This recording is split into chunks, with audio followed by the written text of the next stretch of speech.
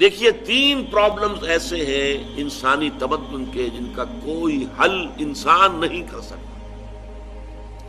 سب سے پہلا مسئلہ اور سب سے پرانا مسئلہ، ابدی مسئلہ ہمیشہ سے ہے جب سے انسان ہے، عورت اور مرد کے حقوق و اختیارات میں کیا تقسیم ہونی چاہیے۔ آپ کو معلوم ہے افراط و تفریط، یا تو عورت کو ملکیت بنا دیا گیا، جیسے بھیڑ بکری جو ہے آپ کے کھوٹے سے باندھ رکھی ہے، ایسے ایک عورت بھی باندھی ہوئی ہے، وہ آپ کی ملکیت ہے، اس کے کوئی حقوق نہیں، اس کا کوئی لیگل سٹیٹس نہیں، اس کا کوئی تشخص نہیں، کوئی ہے ہی نہیں۔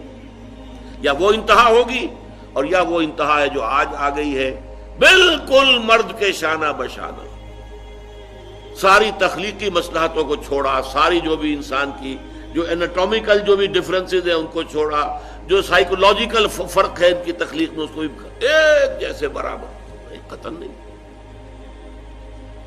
ان دونوں کے درمیان کیا توازن ہے؟ یا وہ لونڈی بن گئی، بھیڑ بکری کی طرح کی ملکیت بن گئی، اس کا کوئی حق نہیں، اس کا کوئی لیگل سٹیٹس نہیں، اس کے والدین نے جہاں چاہا شادی کر دی، اس کی مرضی پوچھنے کا کوئی سوال ہی نہیں، جس کے چاہا حوالے کر دیا۔ وہ آج جو چل رہی ہے ونی کی رسم، وہ عورت کا کیا اختیار اس کے اندر ہے، اس بچیوں کا کیا اختیار ہے؟ وہ 1.5 سال کی ایک بچی بھی دے دی گئی ہے، انا للہ و انا الیہ راجعون، جو چاہے کرے۔ یہ تو ایک انتہا ہے۔ دوسری انتہا بالکل برابر، نتیجہ کیا نکلا ہے؟ بالکل برابر میں خاندانی نظام برباد ہو گیا، اس لیے کہ ایک ادارے کے 2 سربراہ برابر اختیار والے نہیں ہو سکتے۔ کسی محکمے کے 2 ڈائریکٹر ہو سکتے ہیں، کسی فرم کے مینیجنگ ڈائریکٹر 2 ہو سکتے ہیں، ڈائریکٹر 10 بنا لیں آپ، مینیجنگ ڈائریکٹر 1 ہوگا، کسی فرم کا چیئرمین 1 ہوگا، 2 نہیں ہو سکتے کسی بھی ادارے کے۔ اگر 2 بنا دیں گے فساد ہوگا، جھگڑا ہوگا، ان دونوں کے درمیان رسا کشی ہوگی۔ یہی تو ہمارا سب سے بڑا مسئلہ بنا ہوا ہے۔ پاکستان کا مسئلہ کیا ہے؟ ہم نے پارلیمانی نظام اختیار کیا ہوا ہے، انتہائی بیہودہ نظام، غیر منطقی نظام۔ آپ نے 2 بڑی بڑی سیٹس کریٹ کر دی، ایک ہیڈ آف دی اسٹیٹ ہے، ایک ہیڈ آف دی گورنمنٹ ہے۔ اب ان دونوں کے درمیان حقوق اور فرائض اور اختیارات کا کیا تقسیم ہوگی؟ ہو ہی نہیں سکتی۔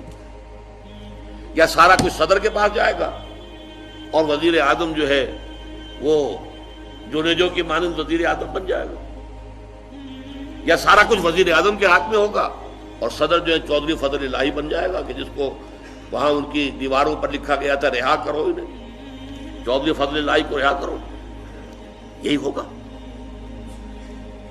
تو ایک گھر کے 2 جو ہیں 2 سربراہ نہیں ہو سکتے، خاندانی ادارہ تباہ ہو چکا ہے۔ اور جیسے کہ یہ آپ کو کہاوت ہے کہ جس بلی کی دم کٹ جائے وہ چاہتی ہے کہ تمام بلیوں کی دمیں کٹ جائیں۔ یورپ میں، امریکہ میں برباد ہو گیا خاندانی ادارہ، آج وہ تلے ہوئے ہیں کہ مشرق میں اور خاص طور پر مسلمان ممالک میں ابھی اگر کچھ انٹیکٹ ہے یہ خاندانی ادارہ، کچھ خاندانی اقدار ہیں جو برقرار ہیں، کچھ والدین کی عزت اور عظمت اور کچھ ان کا احترام اور ادب اور خدمت کا مادہ ہے جو برقرار ہے۔ چاہتے ہیں کہ ختم ہو جائے، تباہ و برباد ہو جائے۔ والدین بوڑھے ہو گئے تو پھینکو ان کو اولڈ ایج ہاؤسز کے اندر، اولڈ ہاؤسز میں، گھر میں کائے کو رکھنا ہے؟ نوجوان جوڑا ہے، اس کے خامخواہ ان کی خواہشات اور ان کے معمولات میں بیچ میں آڑے آنا۔ بوڑھی ماں جو ہے بولے بغیر رہے گی نہیں، دنگا فساد ہوگا تو رکھو اس کو وہاں پر اولڈ ہاؤس کے اندر، اللہ اللہ خیر سمجھ۔ یہ ہے اصل میں مسئلہ۔ اب عورت اور مرد کے درمیان کیا توازن ہو، انسان نہیں سوچ سکتا۔ دیکھیے انسان یا مرد ہوگا یا عورت ہوگی۔ مرد سوچے گا تو وہ اپنے اعتبار سے سوچے گا، عورت کی نفسیات کیا ہے، عورت کے احساسات کیا ہیں، اس کو کیا پتا ہے۔ عورت سوچے گی تو اپنے اعتبار سے سوچے گی، مرد کے احساسات کیا ہوتے ہیں، مرد کی نفسیات کیا ہوتی ہے، اسے کیا پتا ہے۔ لہذا یا ادھر کا ہوگا یا ادھر کا معاملہ ہوگا۔ ایک ہی ذات دے سکتی ہے آپ کو نظام، جو مرد کی بھی خالق ہے عورت کی بھی خالق ہے، اسی نے بنایا دونوں کو، اور دونوں ہی اس کے لیے اولاد کے مانند ہیں۔ یہ حدیث نبوی کا ترجمہ کر کے بتا رہا ہوں آپ کو۔ حضور نے فرمایا الخلق عیال اللہ، یہ خلق جو ہے مخلوق ہے، یہ اللہ کے کلبے کے مانند ہے۔ تو مرد بھی اللہ کے اس کنبے میں شامل ہے، عورتیں بھی شامل ہیں. اس نے نظام دیا، شادی بیاہ کے یہ قوانین ہونے چاہیے، طلاق وغیرہ کا یہ مسئلہ ہونا چاہیے. یہ سارا ضابطہ جو دیا ہے وہ اس لیے دیا ہے کہ یہ انسان اپنے ذہن سے نہیں سوچ سکتا. آج تباہی آ گئی ہے مغرب کے اندر، شادی کرنا ہی نہیں چاہتے. We are living together. شادی کریں گے تو نتیجہ پتہ کیا نکلتا ہے؟ آپ نے اپنی بیوی کو طلاق دی، سب سے پہلے تو یہ کہ آدھی پوری آپ کی جو ملکیت ہے اس کا آدھا حصہ دے دیے اسے. نمبر 2، گھر اگر آپ کا اپنا ہے تو اس میں بیوی رہے گی، آپ نکل جائیے یہاں سے. کوئی مرد اس کو قبول کرنے کو تیار نہیں تو وہ شادی کرتا ہی نہیں. اور عورت کی ضرورت ہے، لہذا عورت بغیر شادی کیے بھی اس کے ساتھ رہتی ہے، بچے پیدا کرتی ہے. بٹ وداؤٹ میرج جو بچے پیدا ہو رہے ہیں حرامی بچے. تو پچھلے سال صدر کلنٹن نے کیا کہا تھا؟ اس کا جو اپنا خطاب تھا نیو ایئرز ڈے کا، وہ خطاب کیا تھا؟ ان قریب ہماری قوم، امریکن قوم کی اکثریت حرام زادوں پر مشتمل ہوگی. یہ حرام زادہ ترجمہ کیا ہے میں نے، بورن وداؤٹ ویڈ لاک، شادی کے بندھن کے بغیر پیدا ہونے والے. اسی کو ہم حرامی کہتے ہیں، حرام زادے کہتے ہیں، اور کس کو کہتے ہیں؟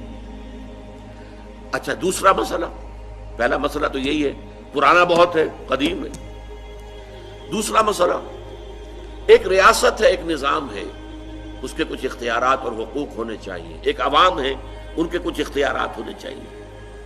عوام چاہیں گے زیادہ سے زیادہ آزادی ہمیں ملے، ریاست چاہے گی زیادہ سے زیادہ اختیار ہمارے ہاتھ میں ہو.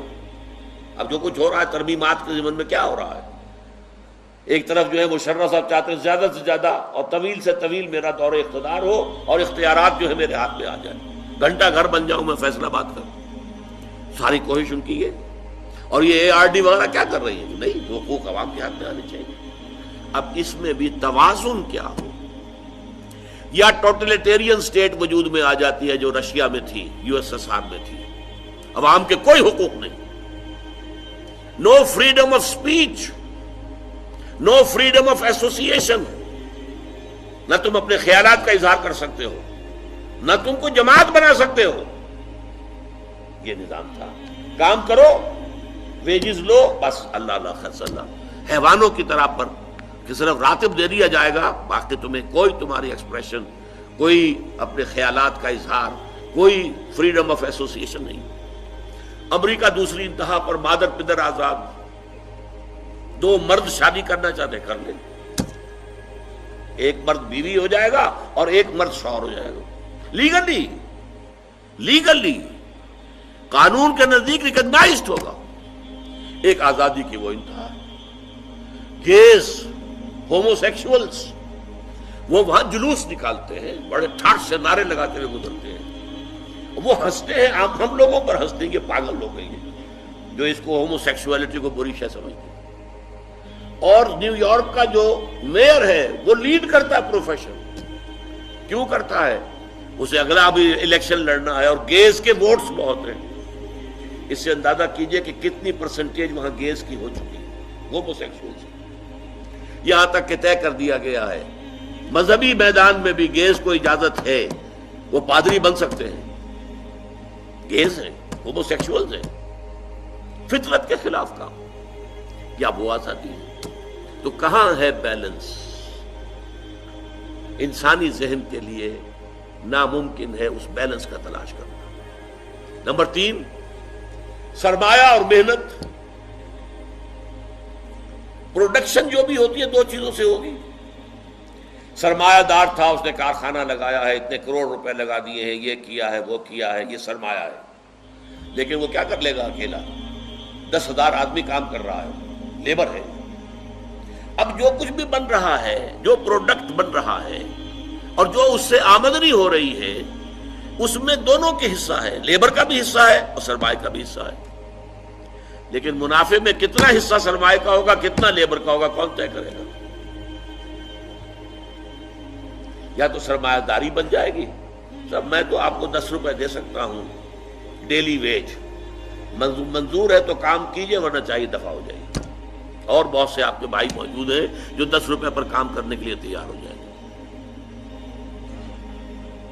ساری دولت سمٹ کر جا رہی ہے کارخانے دار کے ہاتھ میں۔ کیپٹلزم جو کیپٹل ہے، جو سرمایہ ہے، اصل جو ہے دولت اسی کی طرف، روپے کو روپیہ کھینچتا ہے، پیسے کو پیسہ کھینچتا ہے۔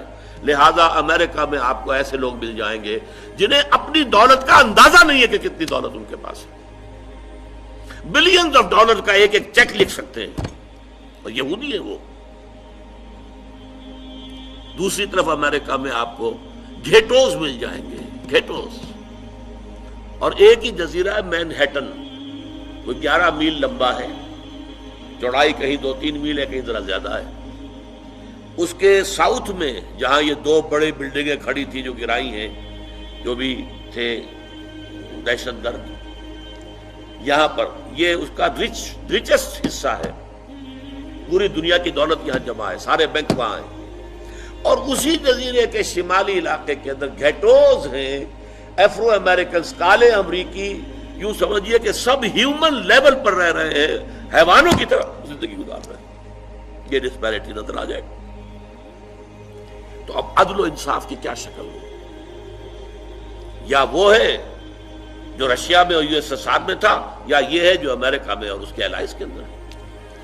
یہ ہے وہ مسئلہ جہاں انسان ہاتھ جوڑ کر، گھٹنے ٹیک کر اللہ سے دعا کرنے پر مجبور ہے، اے اللہ تو نے مجھے فطرت سلیمہ بخشی، اے اللہ تو نے مجھے عقل سلیم سے نوازا، اے اللہ میں نے تجھے پہچان لیا کہ کل شکر اور کل ثنا کا مستحق تو ہی ہے، اے اللہ میں نے تجھے پہچان لیا کہ تو تمام جہانوں کا پروردگار اور مالک ہے، اے اللہ میں نے تجھے پہچان لیا جزا و سزا کے دن کا مالک و مختار مطلق تو ہے، اے اللہ میں نے طے کر لیا ہے تیری ہی بندگی کرتا ہوں اور کروں گا، اور تیری ہی تو ہی سے مدد چاہتا رہوں گا، لیکن اے اللہ میں مجبور ہوں، میری عقل جو ہے میرا ساتھ نہیں دیتی، کروں کیا، چلوں کس راستے پر، کون سے راستے پر؟ یہ عملی حصہ ہے دین کا، وہ سارا تھا فکری، نظری، ایمانی حصہ، الحمدللہ رب العالمین الرحمن الرحیم مالک یوم الدین، یہ کیا ہے؟ یہ ایمانی، فکری، نظریاتی حصہ ہے۔ عملی حصہ کیا؟ اہدنا الصراط المستقیم، ہمیں سیدھے راستے کی ہدایت بخش، صراط الذین انعمت علیہم، راستہ ان کا جن پر تیرا انعام ہوا، تیرے پسندیدہ بندے جو ہوئے، غیر المغضوب علیہم، جو مغضوب علیہم نہیں ہوئے، ان پر تیرا غضب نہیں آیا، غصہ نہیں آیا، ولا الضالین، اور نہ ہی وہ سیدھے راستے سے بٹ گئے۔ یہ ہے سورہ فاتحہ کا مقام۔ گویا کہ اصل میں یہاں پر قرآن مجید، اس کے اصل مخاطب کون ہے؟ وہ سلیم الفطرت لوگ، وہ سلیم العقل لوگ، جنہیں قرآن کہیں کہتا ہے الذین یعقلون، کہیں کہتا ہے الذین یفقہون، کہیں کہتا ہے اولو الالباب، ہوش مند لوگ۔ یہ وہ لوگ ہیں کہ قرآن مجید اصل میں ان سے مخاطب ہے، اور وہ خود سفر طے کر کے اللہ کی ذات تک، معرفت خداوندی تک تو پہنچ گئے ہیں، لیکن اب عملی زندگی کے اندر رہنمائی کے لیے درخواست کر رہے ہیں، اہدنا الصراط المستقیم صراط الذین انعمت علیہم غیر المغضوب علیہم ولا الضالین۔ یہی وجہ ہے کہ فوراً سورہ بقرہ شروع ہوتی ہے، الف لام میم ذالک الکتاب لا ریب فیہ ھدی للمتقین، یہ ہدایت ہم تمہیں دے رہے ہیں۔ یہ قرآن جواب ہے اس دعا کا، اہدنا الصراط المستقیم صراط الذین انعمت علیہم غیر المغضوب علیہم ولا الضالین، آمین یا رب العالمین۔